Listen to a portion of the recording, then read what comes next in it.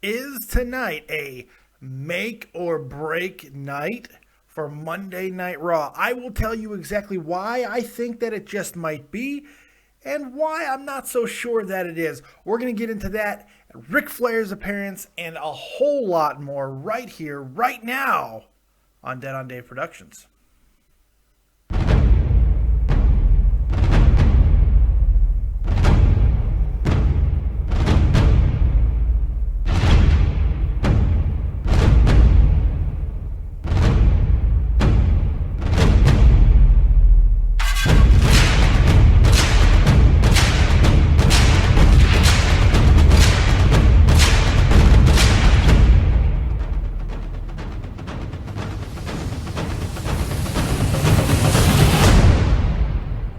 What's going on, everyone? Welcome back to the channel. It is your boy, Dead on Dave, and we are here to talk about, preview, if you will, Monday Night Raw on this very evening. Now, Mick Foley is calling for severe changes, which, this is nothing new because that is what Mick Foley does, and we love him for it.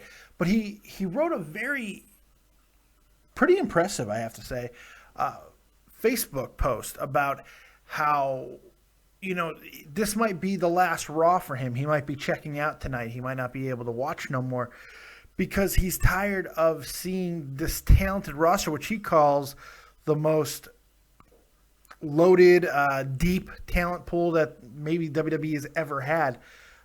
He might have a case there.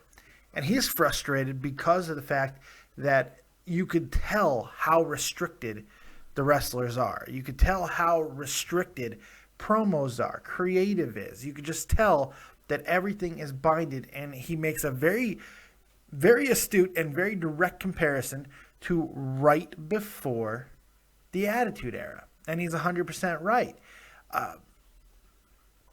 He talks about, at length, about how during that time period, there was so much stringent and very tight legislation, restrictions on what you could do and what you couldn't do, and just not a lot was working because of it.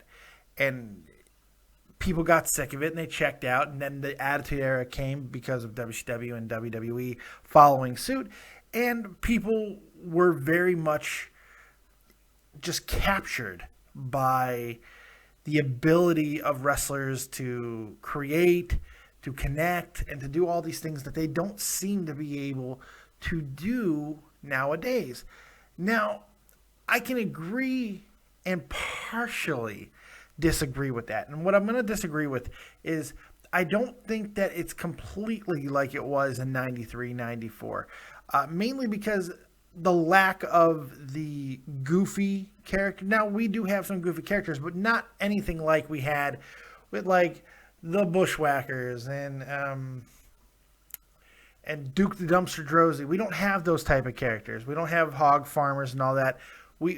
A lot of the characters that are built now are a little bit more serious, are a little bit more modern. But I mean, in respect to what Mick is saying, they're just modern versions of what we saw back then. Very much like real jobs were brought in to the WWE as gimmicks, the hockey player, the Goon and all that stuff. T.S. Hopper, the Skinner, all these guys, that these are real life professions. They didn't do those jobs, but the professions were brought in. Now it's just a reality era. That's kind of what this has been known as, the reality era, where everything is just real and people are kind of being who they are to an extent. I mean, characters in kayfabe have been changed to the point where you have to think that it's completely dead. The internet has a lot to do with that. But I think the fact that wrestlers, superstars, talents, whatever, just are not being able to create on a daily, nightly basis is what is really hurting the overall product. Now, that being said, last week we did have a lot of changes. It was the first night after the WWE was kind of scrambling to replace the whole Seth Rollins situation new champion, all that stuff. And we did see some changes to some things, but not creativity-wise, like letting the guys go. But as far as directions, we saw a few directions change, new factions in a way, and things like that. But you have to raise the question: is it just another Band-Aid over an already bleeding artery? And that's the thing. Doing the same thing over and over again, and this is something that Mick Foley says is 100% right. Doing the same thing over and over again and expecting different results is the definition of insanity, according to Albert Einstein. And he's not wrong. Neither is Mick in this regard, because while what we saw on Monday might have been a little bit better than what we've been seeing and some of the rehash stuff, but this is just more rehashing, and the fact that these superstars are not able to create and really make an identity for themselves is the entire problem. So the question becomes tonight, as they're kind of getting desperate, going into a really down period of time, and that's kind of where I want to go next. We've talked about the down period of time that we've had. We're really getting into the nobody's watching wrestling month. December, nobody cares. Nobody watches wrestling. Yeah, epic sneeze. It's a good when epic sneeze happens. It's always a good show when the epic sneeze happens. Always. It's just I can't help it. Maybe I'll just start having Steve dance when I have to sneeze. Yeah, see? Look at him go. Anyway. So yeah, this is the month where really nobody watches, and then everything starts to pick back up next month going into the Rumble, and we're into that whole WrestleMania season, and the ratings will be back up probably, and people will kind of forget this dark period. It happens every single year. The problem is, I think that they're losing more people than normal, and because there's so much other things to watch, and television is so good right now. With a lot of the shows that are on, and sports are getting really interesting. Everything's getting into its big swing. The football is getting into its big push. The winter meetings in baseball. Even the NBA has a little bit of intrigue, and the hockey season is really starting to come together.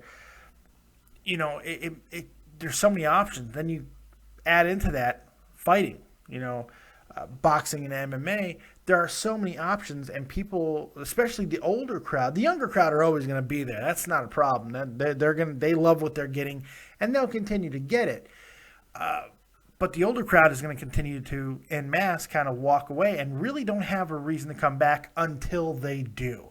Whether it be a returning Brock Lesnar, whether it be a new star that is supposed to be coming up, whether it be a big surprise that nobody saw coming, everyone will go away until they have a reason to come back. And some people, there is no reason to ever come back. And that's the problem here. Because I think there's more of that than maybe there ever has been, or at least since the aforementioned pre-Attitude Era situation. Now, the most dangerous thing that the WWE can do, in my opinion, is write this off as just another yearly lapse. It's just another yearly lapse. This is where it always happens. This is where everyone loses interest, so we don't have to change anything. No, I think that is the problem. I think what you have to do now, if you're WWE, is take a chance, is roll the dice. Look, you're not going to alienate any more people than you already have by taking a chance. We've talked before on this very show about how Vince McMahon does not like to really do things unless the gun is pointed to his head, because he's still making money. Now, the fact is, he can make a hell of a lot more money if he would just get off the same damn tracks. Now, we've said this a million times. Are my stupid words going to do anything? No. Is Mick Foley's words going to do anything? No. Is Bret Hart's? No, nobody's is.